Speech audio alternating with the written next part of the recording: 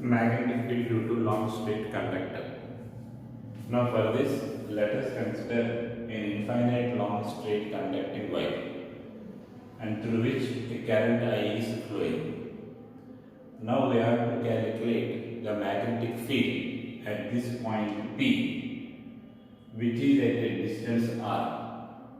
Now here this r is given by drawing a foot of the perpendicular from the point P onto this conducting wire. So here this OP is nothing but r. And to calculate this magnetic field, here divide this infinite long conductor into a large number of small elements and consider one element AB, a small element AB, and the length of the element is nothing but dl, and this element is considered at a distance L from this point O. And to calculate this magnetic field at this point due to this element, we join the element and the point. Now join the element and the point, and here this angle is nothing but this is the theta. Now the magnetic field at this point due to this element is calculated by using this Biot-Savart's law, which is nothing but dB is equal to integral minus infinity to plus infinity, or simply first of all we will write first step as Biot-Savart's law mu naught by 4 pi into I dl sin theta by r square. Now to calculate the magnetic field at this point due to this entire infinite conductor, we integrate this equation between the limits minus infinity to plus infinity.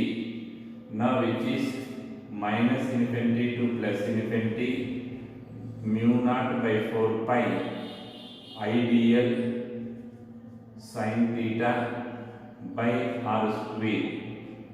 Now we have to simplify this equation. Now to simplify this equation, let us consider this triangle. Let us consider this right angle triangle. This triangle, and in this triangle, this is nothing but pi minus theta. This is the theta, and this is nothing but pi minus theta. So that here from this sin pi minus theta, it is equal to r by, and this distance is nothing but r. So that r by small r, and sin pi minus theta is nothing but the sin theta. Therefore, we can write the sin theta is equal to r by r.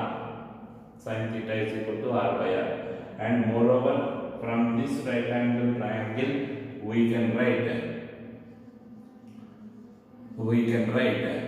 that r square is equal to L square plus r square, and that r is equal to L square plus r square whole to the power of 1 by 2.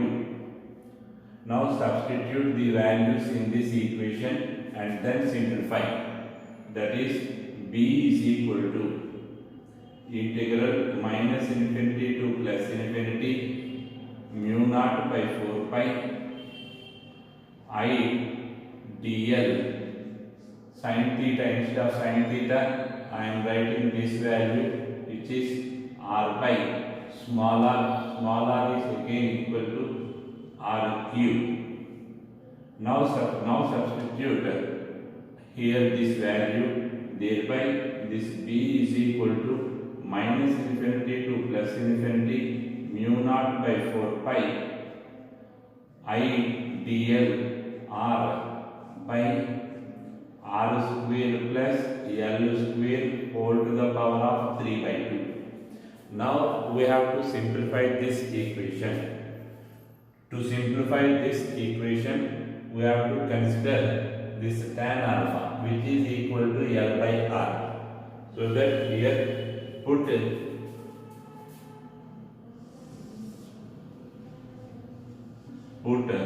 L is equal to R tan alpha. L is equal to R tan alpha. Then this dl is equal to R secant square alpha d alpha. Now the limits are also changes. The limits are from minus pi by 2 to plus pi by 2. Minus pi by 2 to plus pi by 2. Therefore, this equation becomes that b is equal to minus pi by 2 to plus pi by 2. Pi by 2 mu naught by 4 pi I r dl is nothing but r secant square alpha d alpha by this is r square plus L square is nothing but r square tan square alpha whole to the power of 3 by 2. Now simplify this equation. Normal simplification, that is b is equal to, here I am taking mu naught I by 4 pi as common, integral minus pi by 2 to plus pi by 2. This is r square secant square alpha, r square secant square alpha d alpha by, here we can take r square as common, so that it becomes r cube into 1 plus secant square alpha whole to the power of 3 by 2.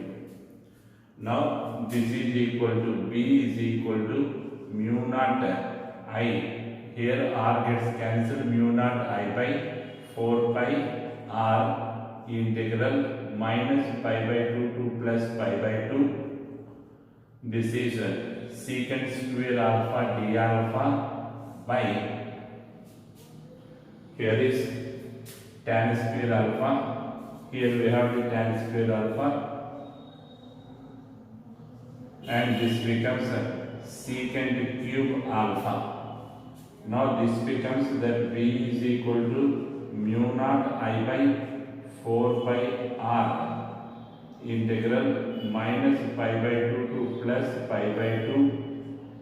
Pi by 2 here gets cancelled and this becomes cos alpha. Cos alpha d alpha. Now we have to simplify this equation again. Now what is the integral cos alpha? Integral cos alpha is nothing but the sin alpha, so that we can write this b is equal to mu naught I by 4 pi r into sin alpha from minus pi by 2 to plus pi by 2. Now this is nothing but mu naught I by 4 pi r into 1 plus 1. This is equal to mu naught I by 4 pi r into 2. Now this is nothing but p is equal to mu naught I by 2 pi r. Now this is the magnetic field. Now this is the magnetic field at this point due to this infinite long straight conductor. And from this equation it is clear this magnetic field is purely depends on the strength of the current which is flowing through this conductor, and as well as the distance between the point and the conducting wire. Distance between the point and the conducting wire. Current and the distance between on these two factors, this magnetic field will